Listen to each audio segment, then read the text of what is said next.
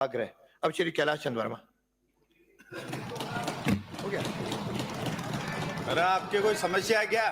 करेंगे। माननीय अध्यक्ष जी, अब बैठो, अब खा। अरे अरे अब सदन के शुरू चलने दो भाई।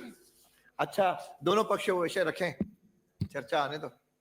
माननीय अध्यक्ष महोदय, प्रायोजक हैं cancer healer centre, a new beginning.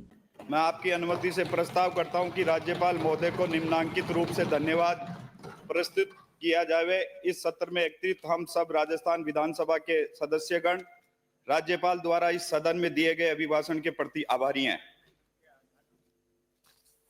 माननीय अध्यक्ष जी, राजस्थान के माननीय महामहिम राज्यपाल महोदय के अभिभाषण के लिए धन्यवाद प्रस्तुत शुरुआत में बोलने का अवसर दिया, उसके लिए आपका बहुत बहुत धन्यवाद। महामहिम राज्यपाल के अभिभाषण ने इस पवित्र सदन को अपने शब्दों से इतना पवित्र किया कि आने वाले समय के अंदर उनकी द्वारा बोली गई एक एक बात गांव गरीब किसान तक जाएगी। माननीय अध्यक्ष जी, आपका मार्गदर्शन भी सदन में नवाचार हेतु बहुत अच्छे काम किए, इसलिए आपका भी बहुत बहुत धन्यवाद। मुझे आपकी स्वास्थ्य की भी चिंता है, क्योंकि ये बार बार में विपक्ष वाले उठ उठ के इनके हमेशा समस्या थी। पिछली बार भी जब मैं बोल रहा था तो नेता प्रतिपक्ष और माननीय इनके अध्यक्ष जी बीच में खड़े हो के डिस्टर्ब कर रहे थे, टोक रहे थे। मुझे आपका सानिध्य चाहिए। राजस्थान की जनता ने मेरे सबको स्वास्थ्य की चिंता जो है ना ईश्वर करता है, बाकी सब आप लोगों की शुभकामनाएं दोनों पक्षों की मेरे साथ इस हैं। लोकतंत्र के पवित्र मंदिर में इसका एक एक मिनट कीमती है। माननीय अध्यक्ष जी, माननीय राज्यपाल महोदय द्वारा प्रस्तुत अभिभाषण 168 बिंदु, और पहली बार मैंने देखा कि 1 घंटे 27 मिनट का भाषण विपक्ष तो टोकता रहा बीच के अंदर, क्योंकि इनकी आदत है पुरानी। मैं जब से देख रहा हूं बीच में उठना टोकना, इन्होंने राज्यपाल महोदय को भी नहीं बख्शा।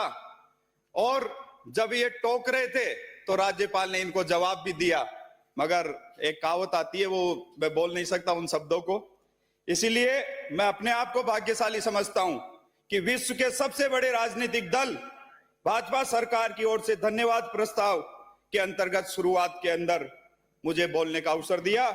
मुझे खुशी है कि एक ऐसे राजनीतिक पार्टी का विधायक हूं जो विश्व का सबसे बड़ा दल है, जिसके प्रधान सेवक के अंदर में श्री नरेंद्र मोदी और प्रदेश के अंदर आदरणीय भजनलाल शर्मा जी है। माननीय अध्यक्ष जी, भरतपुर 2005 के अंदर 18 ग्राम पंचायत से निकला हुआ एक ग्राम पंचायत का मुखिया, किसी ने नहीं सोचा था कि ग्राम पंचायत के अंदर अपनी कुशल नेतृत्व की योजनाएं बनाते हुए प्रदेश का मुखिया बन जाएगा और गांव गरीब किसान की आवाज बन के राजस्थान के लिए नए नवाचार के काम करेंगे। माननीय अध्यक्ष जी, सदन मुझे शांति से सुनने का मन बना सके तो मैं इसका भी आभारी रहूंगा। केंद्र के कुशल नेतृत्व वाली सरकार के विजन को साकार करते हुए यशस्वी मुख्यमंत्री भजनलाल शर्मा जी ने मात्र 1 साल में समग्र विकास के लिए दूरगामी निर्णय लिए, जो आने वाले समय के अंदर राजस्थान के लिए उपयोगी साबित होंगे। इसके लिए भी मैं मुख्यमंत्री जी के लिए कुछ पंक्तियां बोलना चाहूंगा। मिली जो मंजिल तो कारवा भी बड़ा लग रहा था, मिली जो मंजिल तो कारवा भी बड़ा लग रहा था, मगर सफर में मुझे हर शख्स अपना लग रहा था। यूं ही नहीं पहुंचा हूं आज इस मुकाम पर, जब जग सो रहा था तब मैं जग रहा था। माननीय अध्यक्ष महोदय, मैं आपके माध्यम से पूर्ववर्ती कांग्रेस सरकार 5 साल तक आपसी खींचतान कुर्सी की लड़ाई के अंदर स्थिर रही, और इसका कारण था कि प्रदेश के अंदर अच्छा शासन नहीं दे पाए। जूली साहब मुस्कुरा रहे हैं, मेरे को पता है इनकी मुस्कुराहट के अंदर भी विश्वास मैं करूंगा नहीं। आप कितना ही मुस्कुराओ, मैं आपके चक्कर के अंदर आने वाला नहीं। परंतु भाजपा सरकार ने राम राज्य के संकल्प को मजबूती देते हुए मजबूत कानून व्यवस्था, महिला सशक्तिकरण और निष्पक्ष परीक्षाओं का आयोजन करा के आम जन को राहत प्रदान की। और मैं विपक्ष को उदाहरण देना चाहूंगा कि कल आरएस की परीक्षा का आयोजन पूरे प्रदेश के अंदर हुआ, लीक तो क्या पत्ता भी नहीं हिला। इससे भी आपको सीख लेनी चाहिए माननीय अध्यक्ष जी। माननीय अध्यक्ष महोदय, विगत सरकार ने प्रदेश की अर्थव्यवस्था को चौपट करके इस राजस्थान के लिए छोड़ा। पूर्ववर्ती भाजपा सरकार के समय 2018 में प्रदेश के ऊपर ऋण भार 2,81,182 करोड़ था। विगत कांग्रेस सरकार के कुप्रबंधन के कारण 2023 में राज्य ऋण भार दुगना 5,79,781 करोड़ रुपए हो गया। 2018 में प्रति व्यक्ति ऋण 36,880 रुपए था, जो विगत सरकार के कार्यकाल में बढ़ के 70,800 रुपए हो गया। माननीय अध्यक्ष महोदय, कांग्रेस के समय प्रदेश के अंदर जंगल राज था। आप किसी भी विभाग की बात करते थे तो केवल और केवल वाजीवाल लूटने के लिए किसी प्रकार की कमी ना कोई मंत्री छोड़ता था। और जो आपने पूरे राजस्थान के अंदर 200 मिनी मुख्यमंत्री बनाए थे, उन्होंने भी राजस्थान का बंटाधार करने में किसी प्रकार की कमी नहीं छोड़ी। विगत 5 साल के अंदर महिला अत्याचार, दुष्कर्म एवं अपराधों के अंदर शीर्ष पे रहा। 2019 के अंदर 42,740 प्रकरण दर्ज हुए, 2020 के अंदर 35,963, 2021 के अंदर 42,757, 2022 के अंदर 47,105 और 2023 के अंदर 46,380 प्रकरण दर्ज हुए। प्रदेश की छवि खराब होती रही, राजा नींद के अंदर सोता रहा, मगर परंतु इनके मंत्री इसी सदन के अंदर गैर जिम्मेदार बयान देते रहे कि दुष्कर्म तो होते हैं, राजस्थान तो मर्दों का प्रदेश है। शर्म आनी चाहिए आपको इस बात के लिए, राजस्थान की जनता से माफी मांगनी चाहिए। माननीय अध्यक्ष महोदय, राजस्थान के अंदर प्रदेश की भाजपा सरकार ने कानून का राज स्थापित करने का काम किया।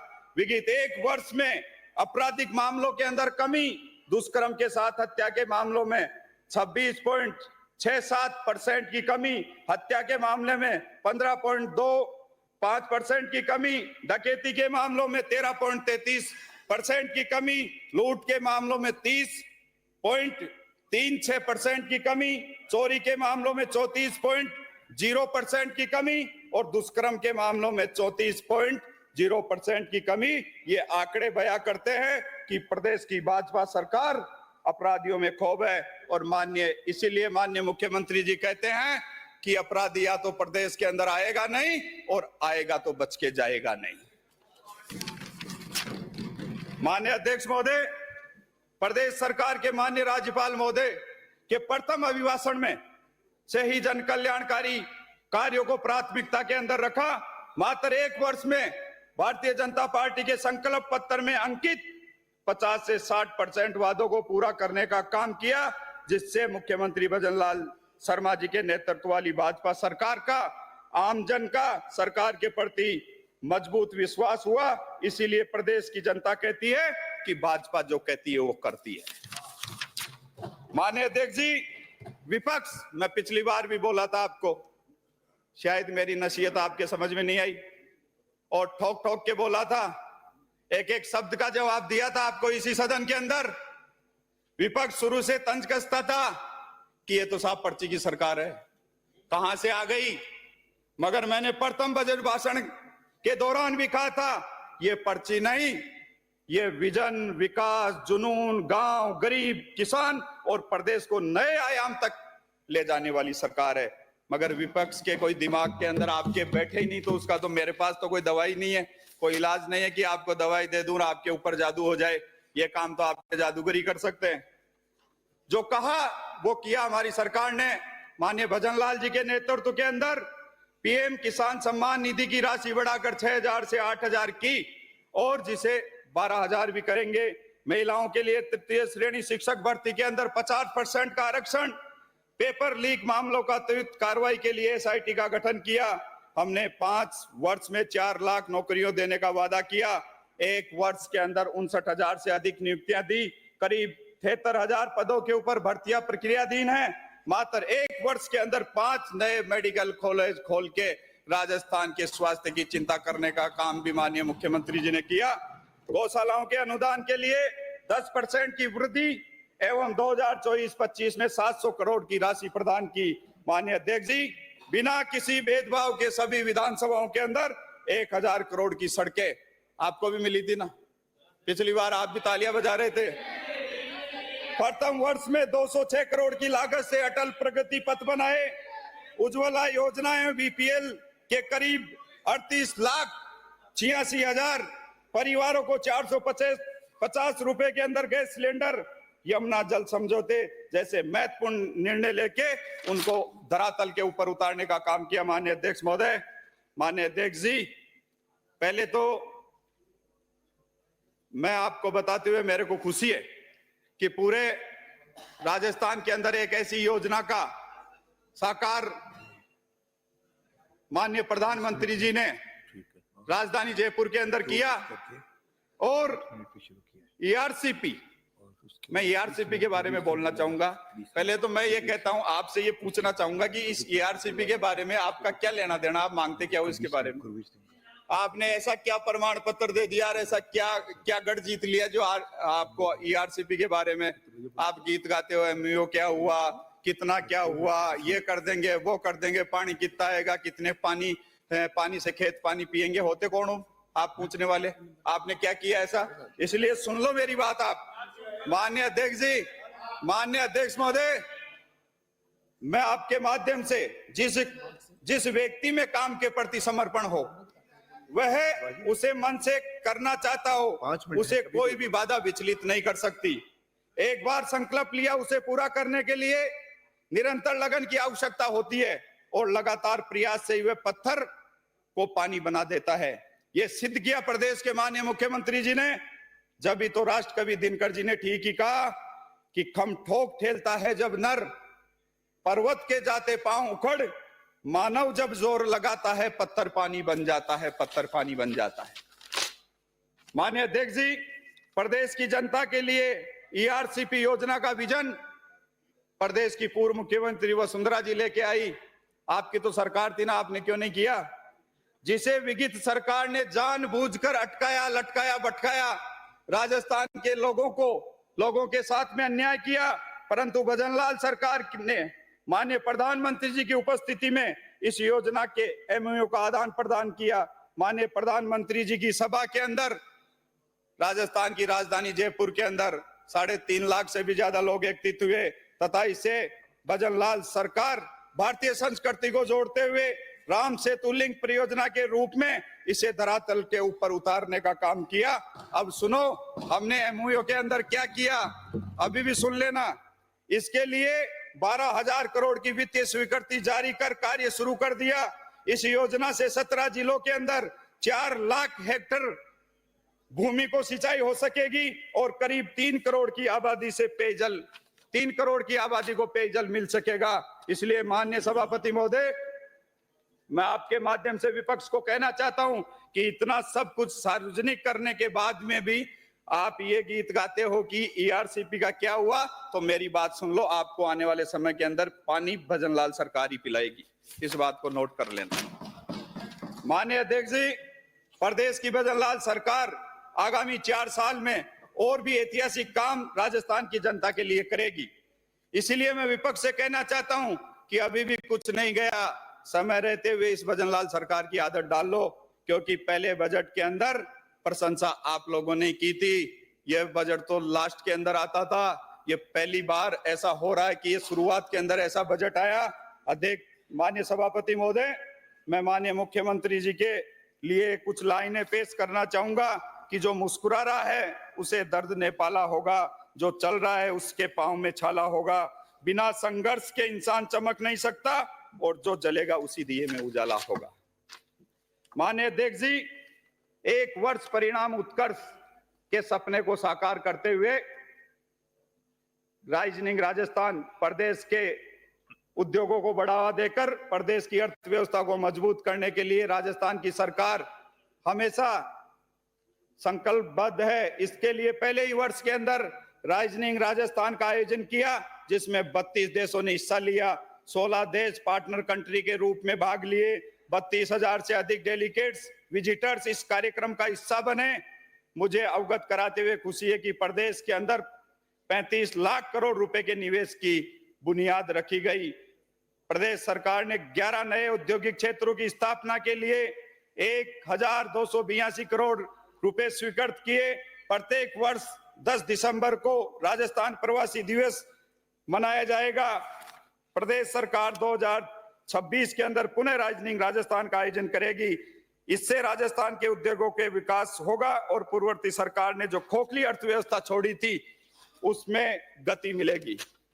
माननीय अध्यक्ष महोदय, सभापति जी, कांग्रेस के नेता हमेशा बयान देते थे इस सदन के अंदर और सदन के बाहर, हमेशा मीडिया की सुर्खियों में बने रहना, इनकी पार्टी को जिंदा करना इनका धर्म भी है, इसमें तो मैं कुछ कह नहीं सकता।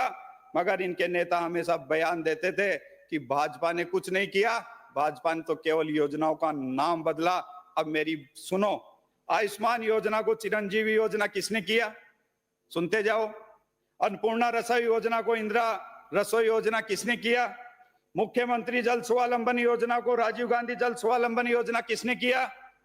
विजय राजे सिंधिया एवं सहायता समूह योजना को प्रियदर्शनी एवं सहायता समूह योजना किसने किया? दीनदयाल उपाध्याय तीर्थ योजना को मुख्यमंत्री तीर्थ योजना किसने किया?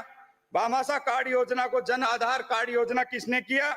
इसलिए बयान देने से पहले विपक्ष अपनी गिरबान के अंदर भी झांक लेना चाहिए कि मैं क्या बोल रहा हूं और इसका दूरगामी परिणाम क्या होगा। माननीय अध्यक्ष जी, मैं विपक्ष के साथियों से पूछना चाहता हूं कि हमारी पार्टी अनुशासित पार्टी है। भारतीय जनता पार्टी के अंदर काफी लोगों ने अपने खून पसीने से उस जमाने से लेके आज तक अंतिम पंक्ति में बैठे हुए व्यक्ति की चिंता की। यूं ही नहीं बनी विश्व की सबसे बड़ी पार्टी जिसके अनुशासन से निकली हुई एक एक लाइन, चाहे प्रदेश हो चाहे हिंदुस्तान हो, उसके लिए गाइडलाइन का काम करती है और जो गाइडलाइन जारी होती है उसी के ऊपर काम होता है। माननीय सभापति महोदय जी, जो गाइडलाइन जारी होती है उसी के ऊपर काम होता है और उसी पार्टी लाइन से निकले हुए माननीय भजनलाल जी आज प्रदेश, गांव, गरीब, किसान की आवाज बनके संकल्प वादों को पूरा कर रहे हैं। माननीय सभापति महोदय, कांग्रेस के पास थोती बयानबाजी के अलावा कुछ भी नहीं बचा। हाल ही के अंदर कांग्रेस के प्रदेश अध्यक्ष ने सरकार को सर्कस कहा। अब सुनो, मैं इन्हें पूछना चाहता हूं कि भजनलाल सरकार, मैंने पहले भी कहा था आपको, ये सरकार सर्कस सरकार नहीं है, ये सरकार सर्वगुण संपन्न सरकार है। मैं आपके बारे में बताऊं कैसे आप लोगों ने सर्कस किया था एवं आपने कहां-कहां सर्कस के शो किए, ये भी मेरे से सुन लो आप। विगी सरकार के समय शपथ से लेके अंत तक सर्कस चली, जिसके अंदर जादूगर डमरू बजा रहा था और माननीय सदस्य सर्कस कर रहे थे। इनकी सरकार के समय के अंदर जहां-जहां शो हुए, माननीय सभापति महोदय, पहला शो मुख्यमंत्री बनने से लेके सर्कस हुआ अल्बर्ट हॉल के सामने। दूसरा शो एक लाइन का प्रस्ताव आया जब सर्कस के अंदर कोई कमी नहीं रही। तीसरा शो पूर्व मुख्यमंत्री अशोक गहलोत जी ने कहा था कि यहाँ तो मुख्यमंत्री तो मैं ही रहूंगा, मैं यहाँ कोई सब्जी बैंगन बेचने थोड़ी आया हूं। वो सर्कस से कम नहीं था। चौथा शो कोरोना काल के अंदर सरकार होटलों के अंदर रही। पांचवा शो प्रदेश को बेहाल छोड़ के आपने विधायकों की मानेसर और जैसलमेर के अंदर बाड़ेबंदी की। छठा शो आपको कुर्सी बचाओ अभियान के तहत सिविल लाइन के अंदर एक माननीय मंत्री के घर के ऊपर ड्रामा किया।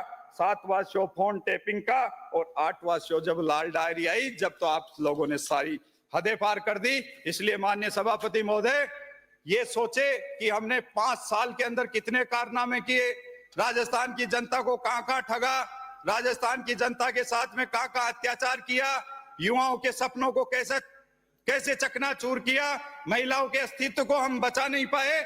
इसीलिए बोलने से पहले सोचो। माननीय अध्यक्ष महोदय, पूर्ववर्ती सरकार के समय अधिकारी भ्रमित रहे, किसी की सुने और किसी की नहीं सुने। पूर्ववर्ती सरकार की बात कर रहा हूं माननीय अध्यक्ष जी। ये हमेशा कहते हैं कि 1 साल के अंदर तो यहाँ पता नहीं है, ब्यूरोक्रेसी हावी है। अब आप सुनो, हमारे पास आपके सारे प्रमाण हैं और आपके पास भजनलाल सरकार का प्रमाण ढूंढने के अंदर दिन रात लग जाएंगे, मगर आपको मिलेगा कुछ ही नहीं। इसीलिए इन्हीं की पार्टी के तत्कालीन ओसिया की विधायक थी, इसी सदन के अंदर पीएचडी मिनिस्टर को कहा था कि PhD minister is a rubber stamp, और पूर्व खेल मंत्री अशोक चांदना ने अधिकारियों की मनमर्जी के आगे घुटने टेक दिए थे और सार्वजनिक रूप से अशोक गहलोत जी को कहा था कि मेरा इस्तीफा लेके आईएएस कुलदीप राका को दे दो। आपको भजनलाल सरकार के ऊपर आरोप लगाते हो थोड़ी बहुत शर्म नहीं आती? और बैठे बैठे बोलते हो, थोड़ी मर्यादा तो सीख लो। इसीलिए मेरे को पता था कि बीच के अंदर आप फड़फड़ाहट करोगे, आपके मिर्ची लगेगी, मैं प्रमाण पूरे लेके आया हूं और आप कहोगे तो आपको मेरे पास में आ जाना, मैं एक एक चीज से अवगत करा दूंगा। कुर्सी की लड़ाई के अंदर जिलों की बंदरबाट कर दी। मैं विपक्ष के साथियों से पूछना चाहूंगा कि जब 1998 से 2003 तक आपकी सरकार रही, बताइए कितने जिले बनाए आपने? कांग्रेस की 2008 से 13 के अंदर सरकार रही, आपने कितने जिले बनाए? परंतु 2018 से 23 के दौरान गुटबाजी और चेतों को खुश करने के लिए कुर्सी की लड़ाई के अंदर बिना किसी वित्तीय प्रबंधन गांव नगर पालिका बन रहा है, नगर पालिका नगर परिषद बन रही है और रातों रात जिले बन गए। लोग ढाणी में सो रहे थे, उनको ये पता नहीं कि मैं नगर पालिका में आ गया, नगर पालिका वालों को ये पता नहीं कि मैं जिले के अंदर आ गया। कौन सी व्यवस्था है आपकी, मेरे को समझ में नहीं आती। क्या सारे काम जादू से करते हो क्या? इसीलिए शायद इनको लगा होगा माननीय सभापति महोदय कि आलू से सोना बनाने वाली मशीन है हमारे पास। माननीय भजनलाल जी कल करौली के अंदर बोल रहे थे कि मैं ईआरसीपी का पानी जब 21 जिलों के अंदर आएगा, गांव ढाणी गरीब किसान की प्यास बुझेगी, खेत से सोना उगल सकता हूं। मेरे पास ऐसी कोई मशीन नहीं है कि इधर से आलू डाल दो और उधर से सोना निकल जाए। कभी आलू से सोना बनाने की बात करते हो, कभी हरियाणा के चुनाव के अंदर आप जलेबी की फैक्ट्री लगाते हो। अब आपका कहाँ ध्यान रखे, आपके नेताओं के ऊपर किसी प्रकार की कोई कमांड नहीं है। लोकसभा के अंदर विदेशी शक्तियों जैसे ताकतों के बैग लटका के जाते हो। इसीलिए भजनलाल सरकार जो कहती है वो करती है। माननीय सभापति महोदय, मैं आपके माध्यम से भजनलाल जी सरकार को धन्यवाद देना चाहूंगा, हमारे पूरे मंत्रिमंडल को धन्यवाद देना चाहूंगा कि जो जिले यथावत रखे, उनके कार्यालयों के लिए भूमि आवंटन, वित्तीय प्रबंधन, जिला परिषदों का गठन सहित सभी आवश्यक व्यवस्थाएं उपलब्ध करवा रही है। मैं धन्यवाद देना चाहूंगा माननीय मुख्यमंत्री जी को कि उनके ऊपर निर्णय लेते हुए आमजन को राहत प्रदान की। तभी तो राजस्थान की जनता कहती है 1 साल के अंदर, अभी तो 4 साल का हिसाब तो बाकी है, 1 साल के अंदर बोल रही है राजस्थान की जनता, माननीय सभापति महोदय, मजबूत मुख्यमंत्री, मजबूत फैसले, आपनो राजस्थान अग्रणी राजस्थान। इसलिए मैं विपक्ष के साथियों से कहना चाहता हूं कि समय रहते हुए काका जी को काका जी कहने में कोई बुराई नहीं है। माननीय अध्यक्ष जी, कांग्रेस के कुप्रबंधन ने प्रदेश की जनता को अंधेरे में रखा। माननीय ऊर्जा मंत्री जी सुबह आपको एक क्वेश्चन के माध्यम से जवाब दे रहे थे, मगर विपक्ष की आदत पड़ी हुई है कि बीच के अंदर टोकना, छेड़ना और कैसे न कैसे हमारी सुर्खियों के अंदर फोटो आ जाए।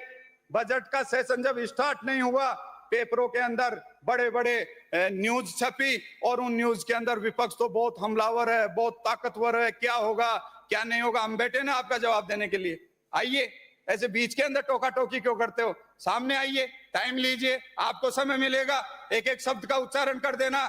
भजनलाल सरकार ने क्या किया और आपकी सरकार ने राजस्थान के साथ में कितना अत्याचार किया, आपकी सरकार ने राजस्थान के गांव गरीब किसान के साथ में कितना अत्याचार किया।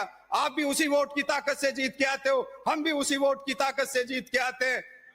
उस जनता की वोट की ताकत है माननीय सभापति महोदय कि आप और हम सब के गले के अंदर माला डलती है, सर के ऊपर साफा बनता है। मगर आप यहाँ आने के बाद में सारी हदें लांघ देते हो, सारी हदें पार कर देते हो। कांग्रेस के कुप्रबंधन ने ऊर्जा के क्षेत्र के अंदर जनता को अंधेरे में रखने के लिए विवश किया। माननीय सभापति महोदय, विगत सरकार के समय हमेशा केंद्र के ऊपर आरोप लगाते रहे, कोयला खत्म होने का रोना रोते रहे। कभी भी बिजली जाती गांव के अंदर, कोयला तो है ही नहीं, हम बिजली कहां से लाएं, हम बिजली पैदा कहां से करें? अब भी हो रही है ना, अब कहां से आ रही है बिजली, अब कहां से सोलर के प्लांट लग रहे हैं।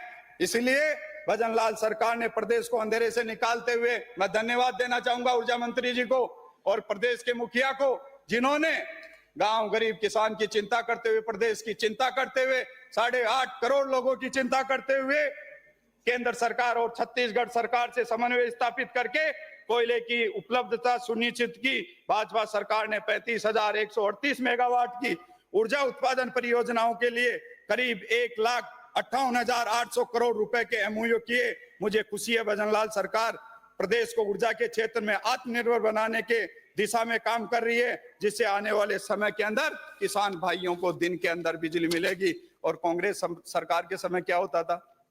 किसान इधर से ट्यूबवेल चालू करके खेत में पहुंचता था और पीछे बिजली गुल गुल, फिर वो वापस जाता था, फिर बटन दबाता था, भाई अब तो बिजली आएगी, फिर बिजली गुल।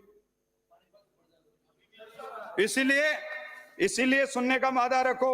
माननीय राज्यपाल महोदय के अभिभाषण में पहली बार अच्छा लगा। माननीय सभापति महोदय, हम अभिभाषण सुनते आए, इस सदन का भी सुनते आए, जब विधानसभा पुरानी बिल्डिंग के अंदर जब हम पढ़ते थे जब भी सुनते थे, मगर सदन के अंदर युवाओं का प्रतिनिधित्व देख के बड़ा अच्छा लगा।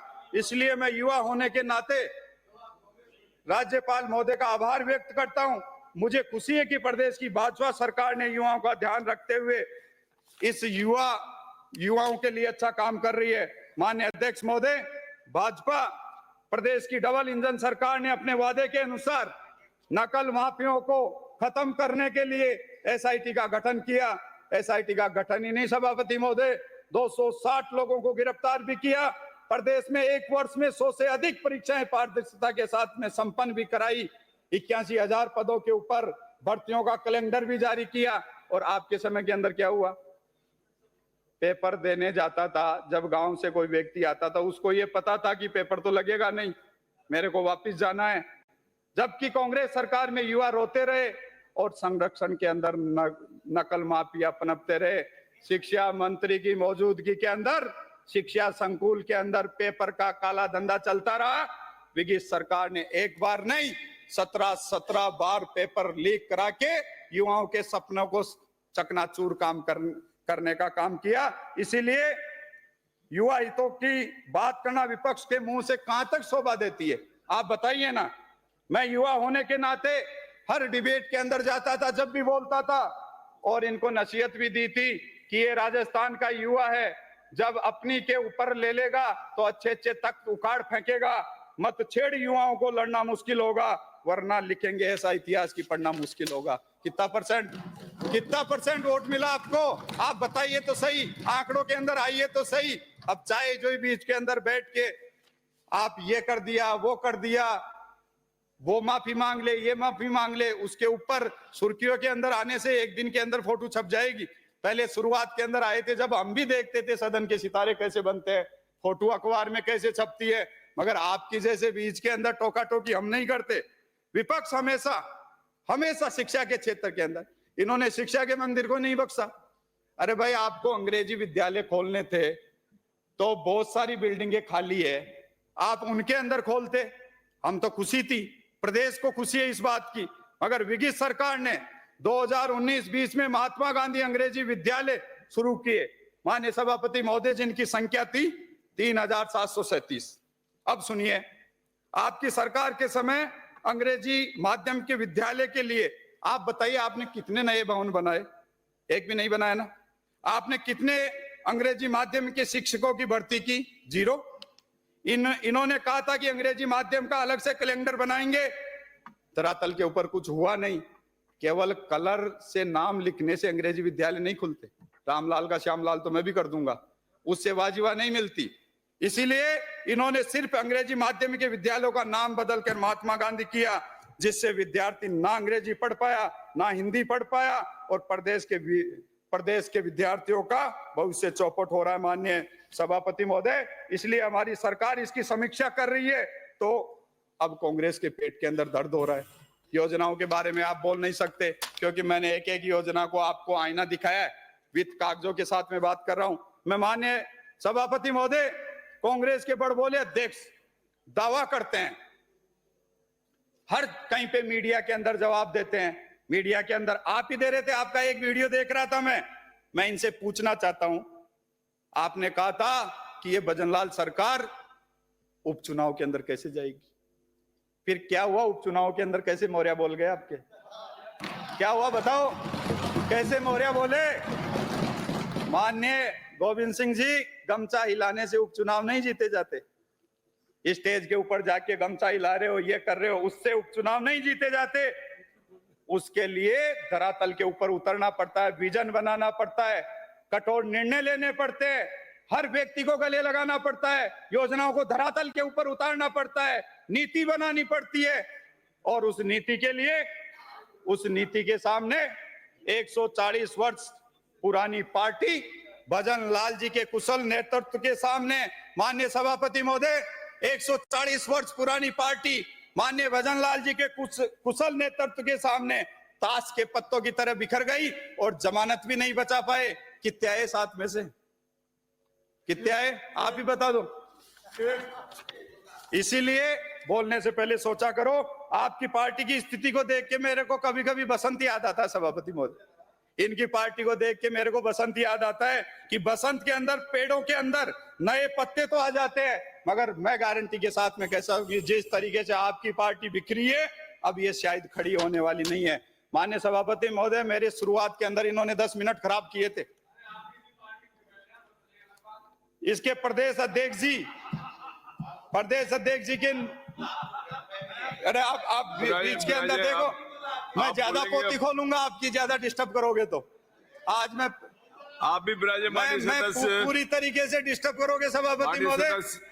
ये माननीय सदस्य, आप बताओ ये कौन सा शब्द है? आपका समय हुआ, ये कौन सा शब्द है? औकात बताने का काम आपका नहीं है। औकात का आप ध्यान लगा दिए, इनकी औकात बिखर गए क्या? आपकी औकात जनता ने बता दिए। 3 उपचुनाव में जमानतें जब्त हुई है, उस औकात का पहचानो।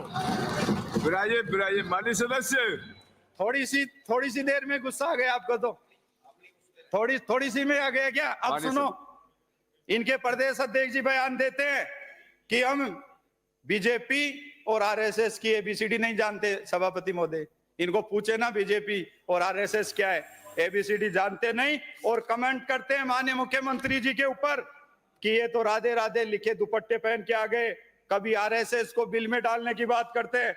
माननीय अध्यक्ष जी, माननीय सभापति महोदय, मैं आपके माध्यम से कहना चाहता हूं विपक्ष के साथियों से, ये तो गनीमत है कि हिंदुस्तान राजस्थान में बीजेपी और आरएसएस जिसकी वजह से आप बैठे हो, नहीं विदेशी ताकतें आपको बिल में डाल देती और आपको पता तक नहीं चलता। याद है ना, जब छोटी सी घटना होती थी तो पूर्व प्रधानमंत्री अमेरिका जाके हाथ जोड़ते थे, बोलते नहीं थे। इसीलिए मैं कहना चाहता हूं कि इनकी दिमागी हालत का चेकअप कराइए माननीय सभापति महोदय। श्री गोविंद सिंह डोटासरा। नहीं माननीय सभापति महोदय, हमारे दल का समय अलॉट हो चुका है, हमें बोलने दे। 30 मिनट बोला है आपके सचेतक जी ने, इसमें लिखा हुआ है। सभापति महोदय, हमारे दल का समय निर्धारित है, उसके अंदर ही बोलेंगे। सभापति महोदय, प्रथम वक्ता है, प्रस्ताव रख रहे हैं, इनको पूरा बोलने दें। इसीलिए जितना ये चाहे चाहता हूँ, प्रथम वक्ता है, प्रस्ताव रख रहे हैं, इनको पूरा बोलने दें, हमारा समय कटे। इसीलिए सभापति महोदय मैं कहना चाहता हूँ कैलाश चंद जी कि ये नाती का बाड़ा नहीं जो चाहे जो बोल दोगे। आपके नेता प्रतिपक्ष ने, क्योंकि मेरे को पता है समय कम है, नेता प्रतिपक्ष ने पूरे राजस्थान के अंदर आपको सड़कें नहीं दिखी, भरतपुर के अंदर ही दिखी, क्योंकि माननीय मुख्यमंत्री जी का गृह जिला है। भरतपुर के अंदर जादूगरी करूंगा तो ज्यादा छप जाऊंगा। फिर क्या हुआ, पीडब्ल्यूडी की सड़कों का शिकायत की थी ना आपने, ये आप ही का है, आपने की थी ना। फिर क्या हुआ, जब आपको ये पता नहीं कि ये सड़कें किसके राज के अंदर बनी हुई है। मैं तो माननीय सभापति महोदय, मेरे को पता है कि कांग्रेस ने बाबा साहब का भी अपमान किया। संशोधन के अंदर बार बार, संविधान संशोधन के अंदर भी इन्होंने संशोधन की किस तरीके से, जिस तरीके से इन्होंने गरिमा को गिराई। कभी तो इनकी नेता प्रतिपक्ष और इनकी नेता बोलती है माननीय महामहिम राष्ट्रपति के बारे में, कभी इनके नेता यहाँ कमेंट करते हैं राज्यपाल के बारे में। इसीलिए मैं आपको कहना चाहूंगा कि संविधान को 80 बार संशोधन आप लोगों ने किया। आपने जिस तरीके से भारत की, आप मोदी जी के ऊपर कमेंट करते थे, भारत की 5वीं सबसे बड़ी अर्थव्यवस्था किसने बनाई? Digital Bharat, make in India, PM Jan Dhan योजना, किसानों को पीएम सम्मान निधि, 500 वर्ष पुराने विवाद को खत्म करके भव्य श्री राम मंदिर बनाने का निर्माण का सपना साकार किया। देश के अंदर 41 वंदे भारत ट्रेनें संचालित की, 81 लाख से अधिक घरों के अंदर शौचालय, जम्मू कश्मीर में धारा 370-35A हटा के एक देश एक विधान, एक निशान का सपना साकार किया। और आप माननीय मुख्य प्रधानमंत्री जी के लिए बोलते हो मोदी ने क्या किया। अब सुनो, 2014 से पहले देश के अंदर 76 एयरपोर्ट थे माननीय सभापति महोदय, जिनकी संख्या अब 150 है। देश में मात्र 5 शहरों के अंदर मेट्रो थी, अभी 20 है। देश के अंदर 384 मेडिकल कॉलेज थे, वर्तमान के अंदर 700 है। देश के अंदर मात्र 7 एम्स थे, आज देश के अंदर 22 एम्स है। देश के अंदर 400 यूनिवर्सिटी थी, आज देश के अंदर 1100 यूनिवर्सिटी है। इसीलिए आप ये गाना तो बंद ही कर दीजिए कि मोदी जी ने क्या किया। माननीय सभापति महोदय, मैं आपके माध्यम से आज इस सदन के अंदर बार बार जब बातें आई, माननीय मुख्यमंत्री जी का भी जिक्र हुआ, और जिस तरीके से जिन बातों को लेके हमारी सरकार काम करना चाहती है, हमारी सरकार की दूरगामी सोच है, उस सोच के लिए मैं आप लोगों को कहना चाहूंगा इस सदन के माध्यम से कि आने वाले समय के अंदर जिस तरीके की योजना माननीय मुख्यमंत्री जी ने और हमारी सरकार ने बनाई है, उस योजना और उस योजना से प्रभावित गांव, गरीब किसान की प्रतिभाएं आने वाले समय के अंदर राजस्थान, हिंदुस्तान की उन कुर्सियों पे जाके बैठेगी जहां पे मेरे विकास की रूपरेखा तय होती है, जहां पे कानून बनते हैं, जहां पे हर व्यक्ति बैठा हुआ अपने आप को गौरवान्वित महसूस करता है। इसीलिए मैं माननीय मुख्यमंत्री जी के लिए, प्रदेश के लोकप्रिय मुख्यमंत्री सम्मान्य भजनलाल शर्मा जी की कार्य प्रणाली के लिए, जो आने वाले समय के लिए इस प्रदेश के लिए पूरी तरीके से मजबूती के साथ में अपनी कैबिनेट को साथ लेके 8.5 करोड़ लोगों के विश्वास के साथ में खड़े हैं, उनके लिए कुछ कहना चाहूंगा। कुछ ख्वाब अभी अधूरे हैं, कुछ अरमान अभी बाकी हैं, राहों में है मुश्किलें मगर कदमों में जान अभी बाकी है, हौसलों की उड़ान कम नहीं होगी, सपनों का आसमान अभी बाकी है, थक कर कैसे बैठ जाऊं मैं, मेरे राजस्थान के विकास की कहानी लिखना अभी बाकी है। माननीय सभापति महोदय, आपने मेरे को महामहिम राज्यपाल के अभिभाषण के ऊपर, प्रस्तावना के ऊपर बोलने का मौका दिया, उसके लिए आपका बहुत बहुत धन्यवाद सभापति महोदय। राम राम साहब। श्री गुरु प्रायोजक हैं cancer healer centre, a new beginning.